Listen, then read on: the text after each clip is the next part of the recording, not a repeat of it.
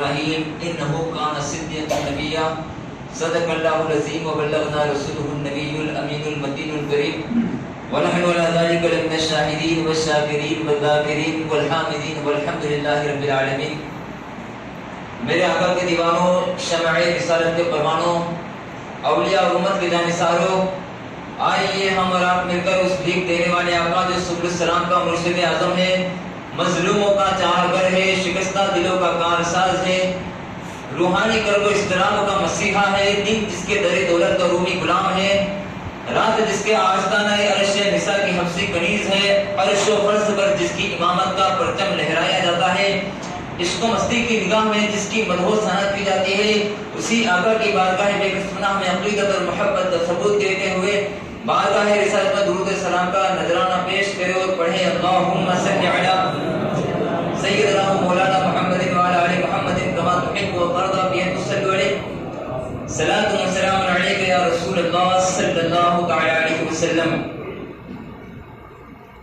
کیا نمرود نے بابل میں جب دعویٰ خدائی کا، کیا نمرود نے بابل میں جب دعویٰ خدائی کا، جہاں میں عام شیوا ہو گیا جب خود رسائی کا، اندھیرا ہی اندھیرا کفر نے ہر سمت پھیلایا، اندھیرا ہی اندھیرا کفر نے ہر سمت پھیلایا، تب اللہ تبارک و تعالیٰ نے حضرت ابراہیم کو مبعوث فرمایا. حضرات محترم، اللہ تبارک و تعالیٰ کی شان اور اللہ تبارک و تعالیٰ کی برتری تمام تعریفیں اس خالق کے لیے ہے جس نے سارے عالمین کو بنایا ہے، اور جو ہر انسان، پرندے چرندے، جو درخت پیڑ پتیاں کو جو رزق عنایت فرماتا ہے. اللہ تبارک و تعالیٰ نے خوش نصیب ہے وہ شخص جس کو اللہ تبارک و تعالیٰ نے دنیا میں بھیجا، اور دنیا میں بھیجنے کے بعد میں اللہ تبارک و تعالیٰ نے اس کے سر پر بادشاہ کا تاج رکھا. دنیا کے اندر 4 ایسے بادشاہ گزرے ہیں جنہوں نے ساری دنیا پر حکومت کی، صرف 4 بادشاہ، 2 مسلمان اور 2 کافر بادشاہ. ایک حضرت سلیمان علیہ السلام، ایک حضرت سکندر ذوالقرنین، اور ایک بخت نصر اور نمرود. یہ 4 بادشاہ ایسے ہیں جن کو اللہ تبارک و تعالیٰ نے مشرق سے لے کر مغرب تک، شمال سے لے کر جنوب تک تمام جہان کی بادشاہت عنایت فرمائی تھی. اور خوش نصیب وہ شخص ہے جس کو اللہ تبارک و تعالیٰ نے اس دنیا کے اندر بادشاہ بنایا، اور اس نے اللہ تبارک و تعالیٰ کے فرمان پر عمل کرتے ہوئے، اللہ تبارک و تعالیٰ کے فرمان کو زندہ کرتے ہوئے انہوں نے اللہ تبارک و تعالیٰ کی جو مخلوق ہے اس کے ساتھ میں رحمی کے ساتھ پیش آئے، ان کے ساتھ میں حسن سلوک کیا، ان کی رہنمائی فرمائی، جو بیمار تھے ان کی عیادت کی، جو بے کس تھے ان کی بے کسی پوری کی، جو غریب تھے ان کی دستگیری کی. تو اللہ تبارک و تعالیٰ ایسے بادشاہوں سے بہت خوش ہے.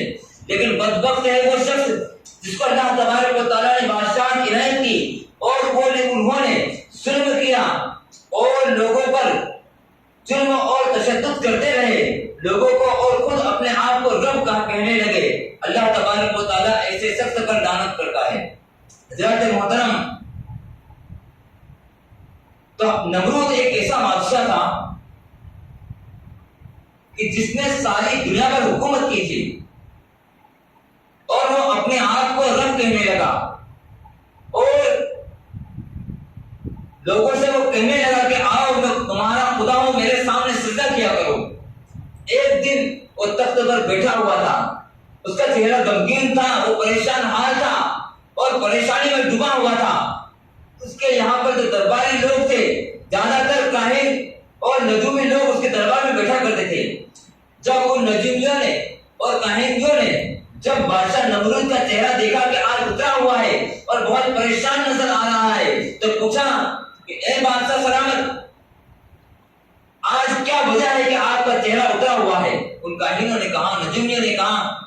تو نمرود کہتا ہے کہ رات میں نے خواب میں دیکھا، اور خواب میں یہ دیکھا کہ ایک ایسا ستارہ نمودار ہوا میرے سلطنت کے اندر کہ جس کی روشنی کے سامنے چاند اور سورج اور ستاروں کی روشنی پھیکی پڑ گئی، اور میں اس خواب کو لے کر بہت پریشان ہوں.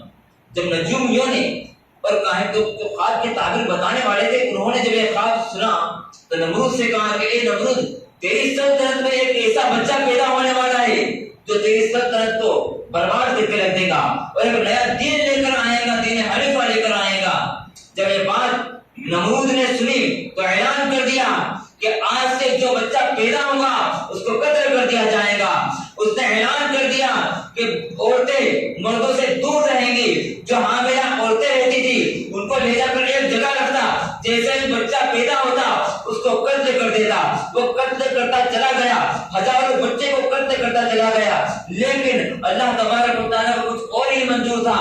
حضرت ابراہیم علیہ السلام باپ کی پشت سے مادر شکم کے اندر تشریف لا چکے تھے، اور آپ ماں پتہ بھی نہیں چل رہا تھا کہ آپ مادر شکم میں تشریف لا چکے ہیں۔ کچھ عرصے کے بعد میں جب آپ کی ولادت با سعادت کا وقت جب قریب آیا تو حضرت آپ کی والدہ نے ایک پہاڑی کی راہ اختیار کر لی، ایک پہاڑی کی طرف چلی گئی، ایک غفا کے اندر چلی گئی، اور وہیں پر حضرت ابراہیم علیہ السلام کی ولادت با سعادت ہوئی۔ عام طور پر یہ ہوتا ہے کہ جب ماں بچے کو دیکھتی ہے تو مسکراتی ہے، ماں بچے کو دیکھتی ہے تو خوش ہوتی ہے، لیکن وہاں پر عجیب منظر تھا۔ ماں جب اپنے بچے کو حضرت ابراہیم علیہ السلام کو دیکھتی تو رونے لگتی اور یہ سوچنے لگتی کہ میرا بچہ یہاں ابھی پیدا ہوا ہے، پتہ نہیں کون سا سپاہی دیکھ لے گا اور میرے بچے کو میرے سامنے قتل کر دیا جائے گا، میرے بچے کو میرے سامنے قتل کر دیا جائے گا۔ آپ نے وہاں پر دودھ پلایا اور واپس چلی آئی گھر کی طرف۔ جب گھر کی طرف چلی آئی تو ان کو اپنے بچے کی یادیں ستانے لگی، وہ روتی رہی کہ کوئی میرے بچے کو نہ دیکھ لے۔ جب کچھ عرصے کے بعد میں آپ وہاں پر پہنچی تو کیا دیکھتی ہے؟ حضرت ابراہیم علیہ السلام وہاں پر زندہ موجود ہے، آپ انگوٹھا چوس رہے ہیں، اور تاریخ کے اندر روایتوں کے اندر آیا ہے کہ حضرت ابراہیم علیہ السلام ایک انگوٹھا چوس رہے تھے اور وہ ایک شہادت کی انگلی چوسا کرتے تھے، اور اللہ تبارک و تعالیٰ کے حکم سے آپ کے انگوٹھے کے اندر ایک انگوٹھ سے دودھ نکلتا تھا اور دوسرے انگوٹھ سے شہد نکلا کرتا تھا، کیونکہ فانوس بن کے جس کی حفاظت ہوا کرے، فانوس بن کے جس کی حفاظت ہوا کرے، وہ شمع کیا بجھے جسے روشن خدا کرے، وہ شمع کیا بجھے جسے روشن خدا کرے۔ حضرت ابراہیم علیہ السلام کی حفاظت تو خالق کائنات کر رہا تھا۔ حضرت جبرائیل علیہ السلام وہاں پر جہاں پر غفا تھی، بتایا جاتا ہے کہ اس کے ارد گرد بڑے سے بڑے خطرناک درندے گھومنے لگے کہ کوئی بھی اس جگہ پر جا نہ سکے۔ جب حضرت ابراہیم علیہ السلام اور روایتوں کے اندر یہ بھی آتا ہے کہ آپ کی پانچویں انگلی سے الگ الگ چیزیں نکلتی تھی، ایک سے دودھ نکلتا تھا، ایک سے شہد نکلتا تھا، ایک سے گھی نکلتا تھا، اور پانچوں انگلی سے الگ الگ غذائیں نکلتی تھی، اور حضرت جبریل علیہ السلام، حضرت ابراہیم علیہ السلام اور فرشتے آپ کی حفاظت کیا کرتے تھے۔ حضرت ابراہیم علیہ السلام کی حفاظت ہوتی رہی، اور آپ کی پرورش اس گائے کے اندر ایسی ہوئی کہ مہینوں، یعنی جو مہینے کا بچہ تھا آپ ایک دن میں بڑے ہو جاتے تھے، اور سالوں کا جو معاملہ بچوں کے ساتھ ہوتا ہے آپ ایک مہینے میں ہو جایا کرتے تھے۔ کچھ روایتوں کے مطابق آیا ہے کہ آپ وہاں سے 6 سال میں باہر آئے، کوئی 7 سال میں، کوئی کہتا ہے کہ 13 سال میں، الگ الگ روایتوں کے مطابق۔ جب آپ بستی کی طرف ان کی ماں نے، والدہ نے جب لے کر آئے تو حضرت ابراہیم علیہ السلام نے کیا دیکھا کہ لوگ چاند اور سورج کی پوجا کر رہے ہیں، ان کی عبادتیں کر رہے ہیں۔ حضرت ابراہیم علیہ السلام نے دیکھا، لوگوں سے پوچھا رات کے وقت کیا تم اس ستارے کو میرا معبود کہتے ہو؟ تو لوگوں نے کہا ہاں یہ ستارہ تمہارا معبود ہے۔ جب رات ڈھل گئی، ستارہ ڈوب گیا، ستارہ غروب ہو گیا، جب چاند نکلتا ہے پھر سے لوگوں سے پوچھا کیا تم چاند کو میرا رب ٹھہراتے ہو؟ تو اس کے بعد لوگوں نے کہا ہاں یہ چاند ہمارا رب ہے۔ اس کے بعد میں چاند بھی ڈوب جاتا ہے، اس کے بعد میں دن ہوتا ہے تو سورج نکلتا ہے، تو سورج کی لوگ عبادت کرتے ہیں، اس کی پرورش کو، اس کی پوجا کرتے ہیں۔ تو حضرت ابراہیم علیہ السلام نے پوچھا کیا تم سورج کو اپنا معبود تسلیم کرتے ہو؟ جب شام ہوئی، سورج ڈھل گیا، حضرت ابراہیم علیہ السلام نے فرما دیا کہ جو ڈوب جائے وہ رب نہیں ہو سکتا، جو ڈوب جائے وہ رب نہیں ہو سکتا۔ تبلیغ کا سلسلہ آپ نے شروع کر دیا، لوگوں کو سمجھانے لگے کہ یہ ستارہ ہمارا معبود کیسے ہو سکتا ہے، یہ چاند ہمارا معبود کیسے ہو سکتا ہے، یہ سورج ہمارا معبود کیسے ہو سکتا ہے۔ رات، یہ تارا جب رات آتی ہے تو آ جاتا ہے، چاند نکلتا ہے تو غروب ہو جاتا ہے، یہ چاند نکلتا ہے تو روشنی دیتا ہے، لیکن جب سورج آتا ہے تو ڈوب جاتا ہے، جب رات ہوتی ہے تو سورج ڈوب جاتا ہے۔ یہ ہمارا معبود کیسے ہو سکتا ہے؟ آپ اعلان کرتے چلے گئے، اعلان کرتے کرتے آپ نے دیکھا کہ لوگ بتوں کی پوجا کر رہے ہیں، آپ لوگ بتوں کی پوجا کر رہے ہیں۔ آپ نے کہا کہ یہ لوگ بتوں کی پوجا کیوں کر رہے ہیں؟ جو حضرت ابراہیم علیہ السلام کا چچا تھا آزر، وہ بت پرستی ہی نہیں بلکہ بتوں کو بنایا بھی کرتا تھا، اسے بیچا بھی کرتا تھا۔ آپ ایک دن تبلیغ کرتے کرتے آپ نے پھر یہ نئی راہ اختیار کی، آپ نے ایک بت کا ٹوکرا اٹھایا اور بازار میں چل گئے، اور بازار میں جانے کے بعد میں ایک بت کو اٹھایا، ہاتھوں میں لینے کے بعد میں اعلان کرنے لگے کہ کون اس بت کو خریدے گا کہ جو اپنے آپ کی حفاظت نہیں کر سکتا، کون اس بت کو خریدنے والا ہے کہ جو اپنے آپ کی حفاظت نہیں کرتا۔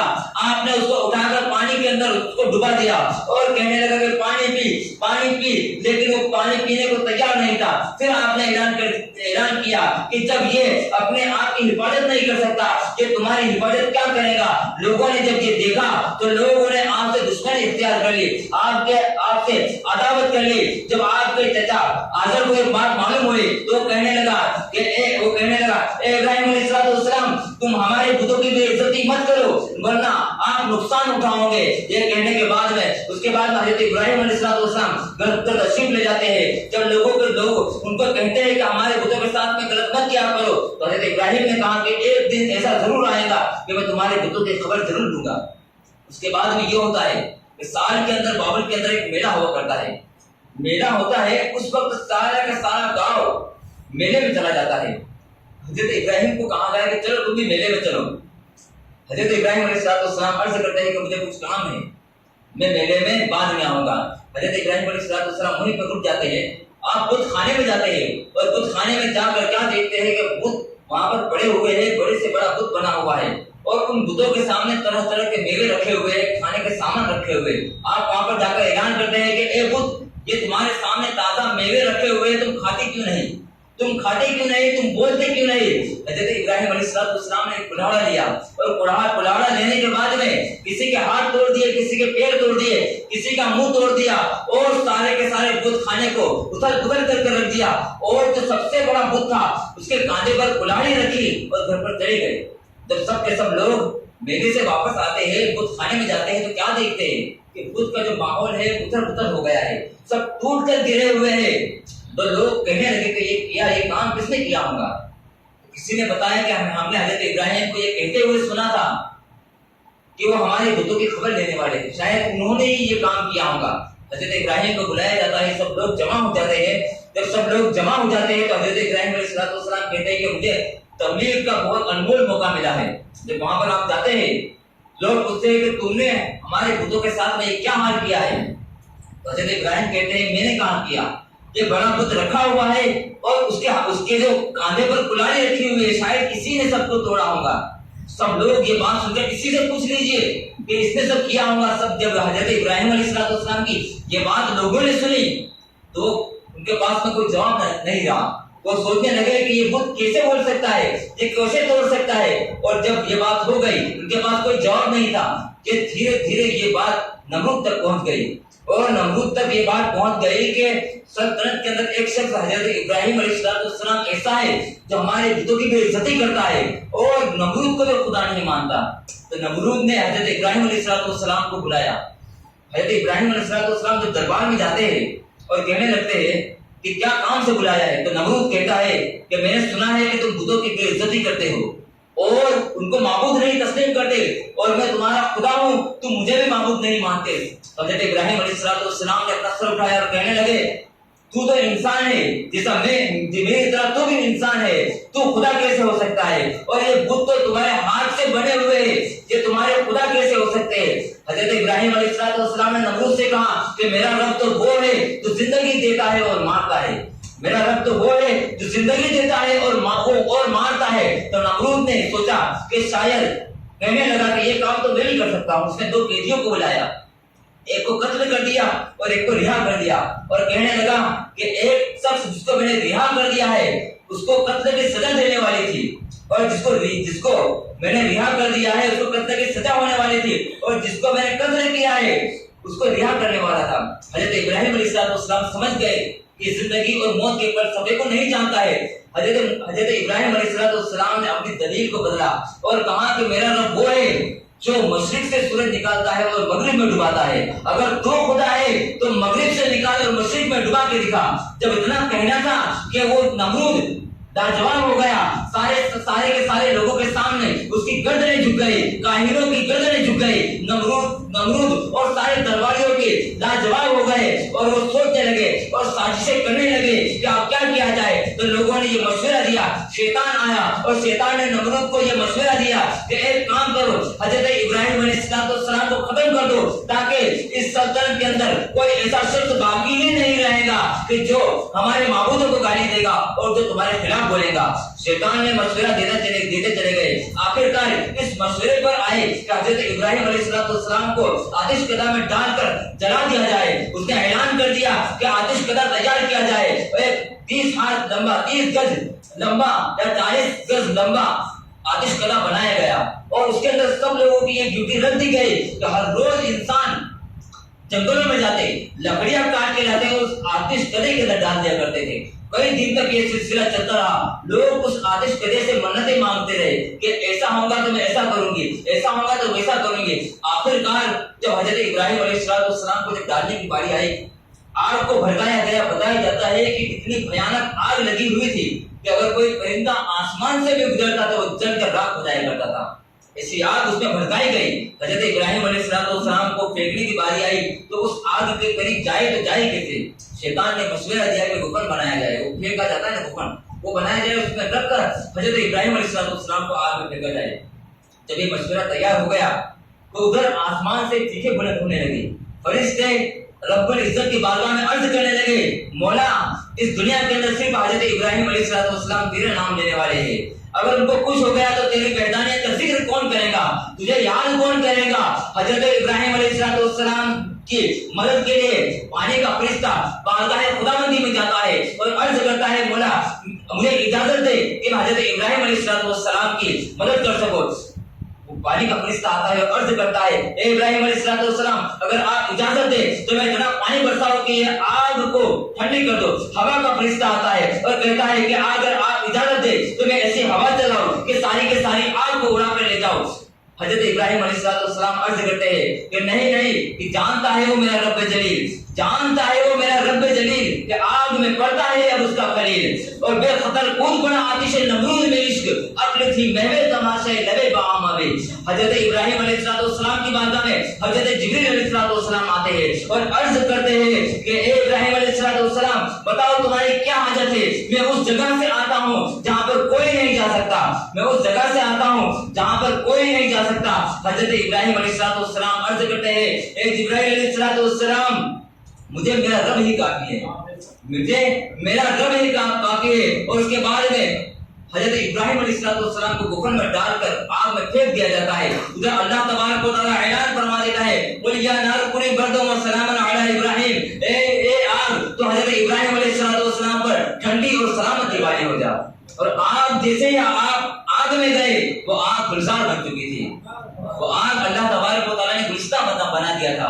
اور بتایا جاتا ہے تفسیر کے اندر کہ اس دن آگ نے کسی کو بھی دفع نہیں دیا، دنیا کی ساری آگ ٹھنڈی ہو گئی تھی۔ اور مفسرین کرام بتاتے ہیں کہ اگر اللہ تبارک و تعالیٰ سلامت نہیں فرماتا یعنی سلامتی والی تو وہ آگ اتنی ٹھنڈی ہو جاتی کہ لوگوں کو تکلیف دینے لگتی۔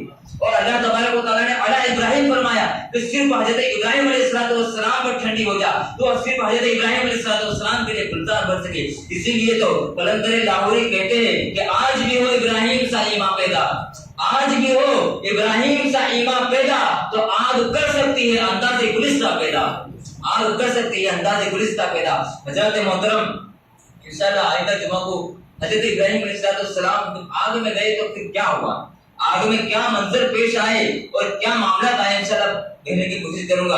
اللہ کی بارگاہ میں دعا ہے کہ اللہ تبارک و تعالیٰ ہم سب کو مولائے کائنات اپنے بارگاہ میں مغفرت طلب کرتے ہیں، مولائے کہ ہماری مغفرت عطا فرما دے، مولائے کائنات ہمیں حج بیت اللہ نصیب عطا فرما، رسول پاک صلی اللہ علیہ وسلم کی روزی کی زیارت نصیب عطا فرما، مولائے کائنات ہمیں حسن سلوک اور حسن اخلاق ہمارے دلوں کے اندر پیدا کر دے، ہمیں مولائے کائنات کردار حضرت ابراہیم علیہ السلام پر عمل کرنے کی توفیق رفیق عطا فرما۔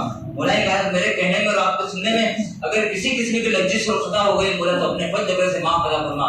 وما علینا الا البلاغ۔ السلام علیکم۔